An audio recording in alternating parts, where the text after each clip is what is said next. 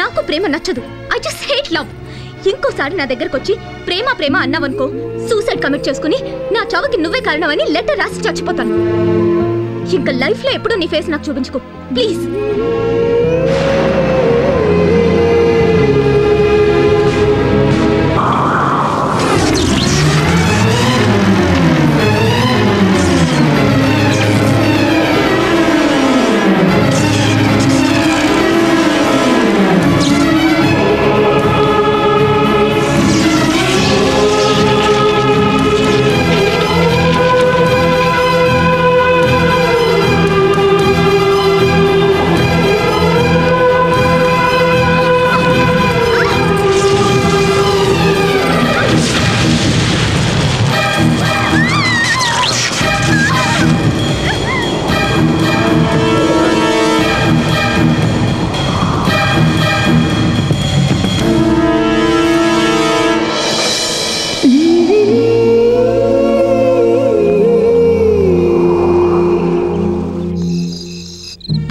అతను కాపాడింది నిన్ను కాదమ్మా, మమ్మల్ని.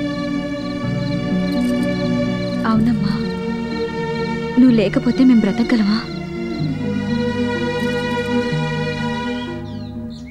నమస్తే అమ్మా. నమస్తే. ఈ అమ్మాయి లేకపోతే ఆ పిల్లలు ఏమైపోదురో. హాయ్.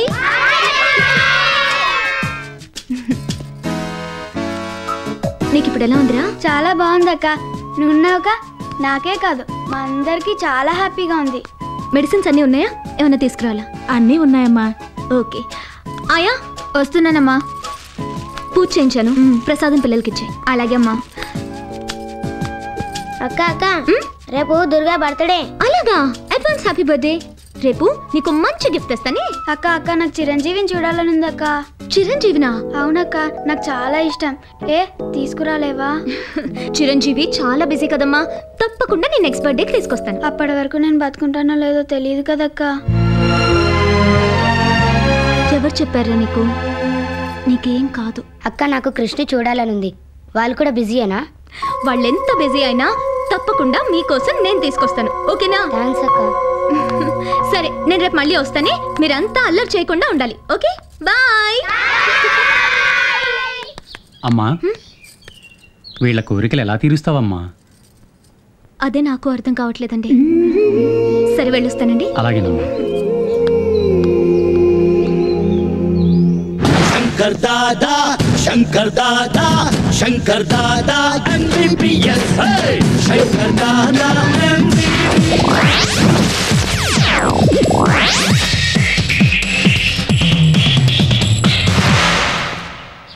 ఎలా ఉంది మన స్టైలా? బానే ఉంది, మంచి డూపుగాళ్ళే ఉన్నావు. డోంట్ వరీ బాస్, చూసావుగా మన వాకింగ్ స్టైల్. మన యాక్టింగ్ తో బాక్స్ బద్దలైపోద్ది. తేడా వచ్చిందనుకో నీకు పగిలిపోద్ది.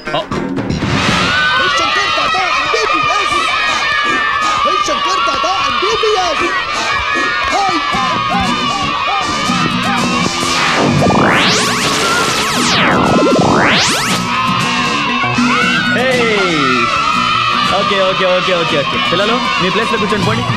గో. కమాన్ క్రిష్. అక్క, మీరు రారని చాలా బిజీగా ఉంటారని చెప్పింది.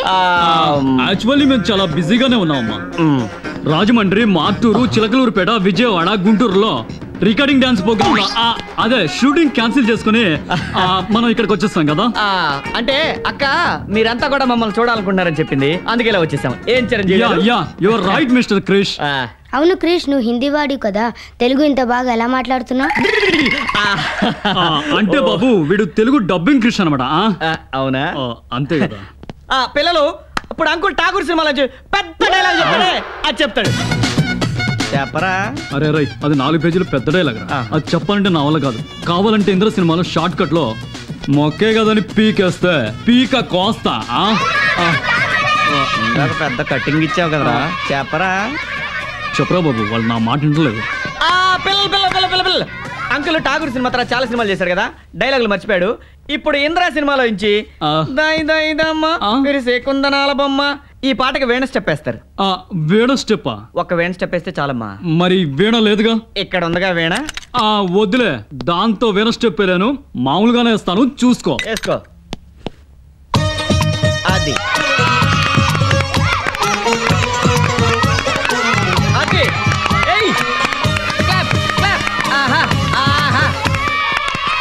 Okay okay okay.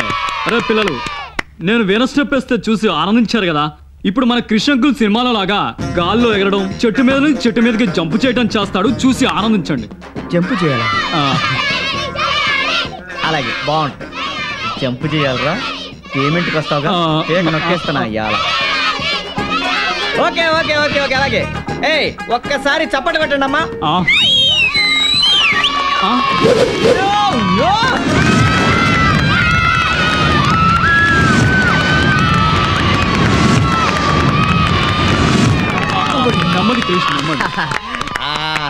ఓకేరా, ఈ రిస్కులు చాలు. ఇప్పుడు మనం డాన్స్ చేద్దాంరా. అది ఓకేనా? So Christmas song.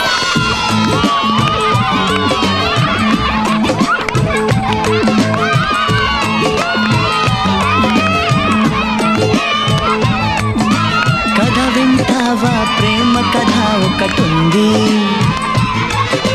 విన్నావంటే సరదాగా ఉంటుంది. ఆమె సన్నగా నవ్వింది, చూపు వెన్నెలై కురిసింది, ఇద్దరి మనసులలోన ఏదో అల్లరి సాగింది. కథ వింటావా? ప్రేమ కథ ఒకటుంది, ఎదకు ఎదకు చక్కని జత కుదిరింది.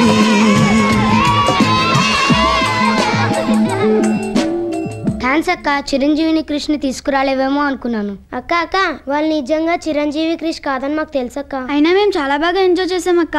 నిజంగా చిరంజీవి క్రిష్ వచ్చినా మేము ఇంత బాగా ఎంజాయ్ చేసిండే వాళ్ళం కాదక్క. ఎందుకంటే వాళ్ళు మాతో ఎంత టైం స్పెండ్ చేసిండే వాళ్ళు కాదుగా.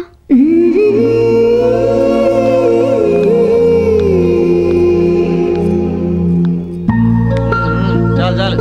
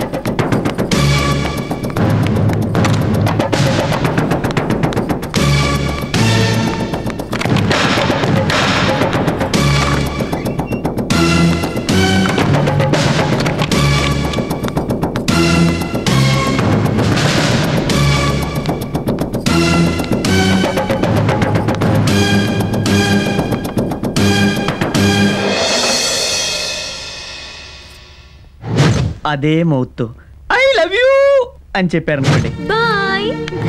నేను మిమ్మల్ని ప్రేమించేస్తున్నా అండి. నేను దాన్ని చించేస్తున్నా. ఇంకా లైఫ్ లో ఎప్పుడు నీ ఫేస్ నాకు చూపించుకో.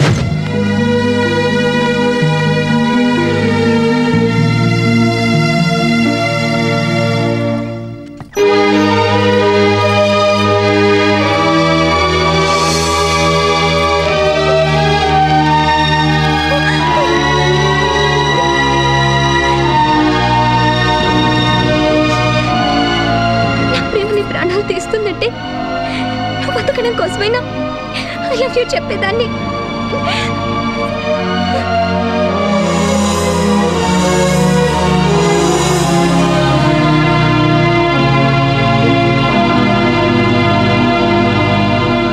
అతనెక్కడ?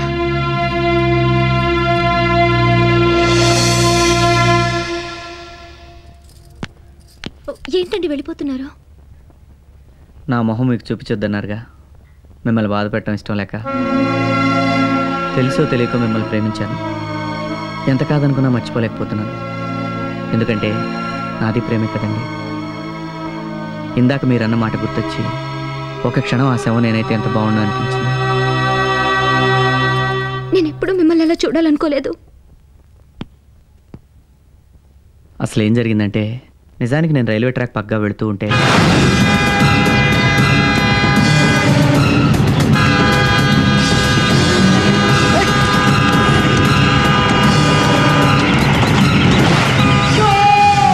ఎందుకు ఇలా ఆలోచిస్తున్నారు? లవ్ లవ్ లవ్ ఇది తప్ప వేరే లైఫ్ లేదా? లేదు, సిన్సియర్గా ప్రేమించే వాళ్ళకి అలాగే ఉంటుంది.